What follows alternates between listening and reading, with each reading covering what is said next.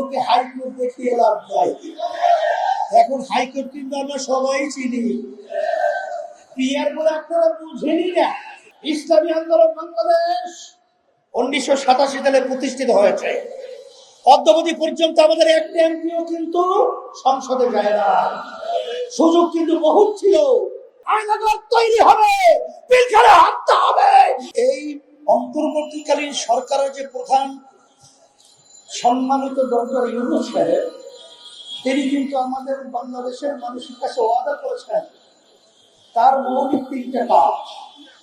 একটা হলো সংস্কার, বিচার, এরপরে সুন্দর লেভেল প্লেইং ফিল্ড, একটা নির্বাচনের পরিবেশ তৈরি করা। আমি সরকারকে লক্ষ্য করে বলবো বা তাদেরকে উদ্দেশ্য করে বলছি যে এখন পর্যন্ত আসলে কি মৌলিক রাষ্ট্রের যে সংস্কার প্রয়োজন, সেই সংস্কার কি হয়েছে?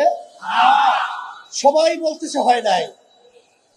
দৃশ্যমান যে বিচার আমরা দেখতে চেয়েছি, সে বিচার কি হয়েছে? তাহলে যদি বিচার না হয়, সংস্কার না হয়, 53-54 বছর বাংলাদেশের মানুষ নির্বাচনে ভোট দিয়েছে।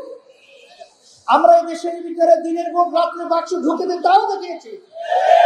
আমরা দেখেছি নতুন ভাবে আবার এই নির্বাচনের মাধ্যমে আবার আমাদের দেশের মধ্যে দেশের মানুষকে আপনি কি মেসেজ দিতে চান?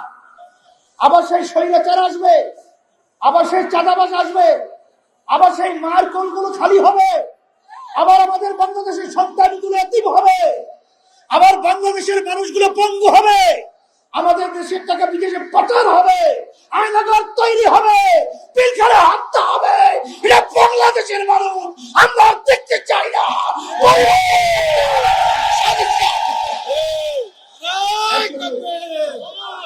আপনারা যে যা বলেন, আমরা কিন্তু রাজনীতি করি দেশের কল্যাণের জন্য, মানুষের কল্যাণের জন্য।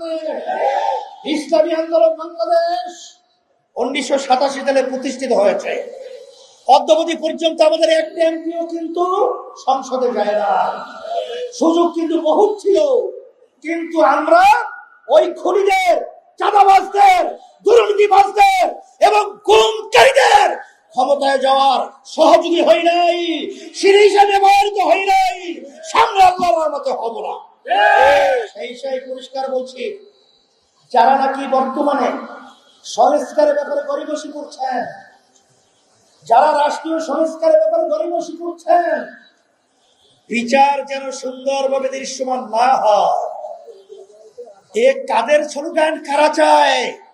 এটা কিন্তু বাংলাদেশের মানুষ বোঝে। এটা কিন্তু আমাদের পাশের রাষ্ট্র ভারত চায় না। আর আপনাদেরও কিন্তু কার্যক্রম সেরকমই আমরা লক্ষ্য করেছি। এটা বাংলাদেশের মানুষ বুঝে ফেলেছে। এখন আপনারা এই যে জুলাই সনদের আইনি ভিত্তি, সেখানে আপনি বিভিন্ন জায়গায় মৌলিক সংস্কারে লোক অফ ডিফেন্স দিয়ে রেখেছেন।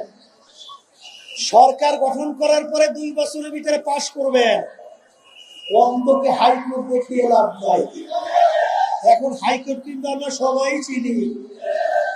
পিয়ার বলে আপনারা বুঝেনি না, খায় না মাথায় দেয়।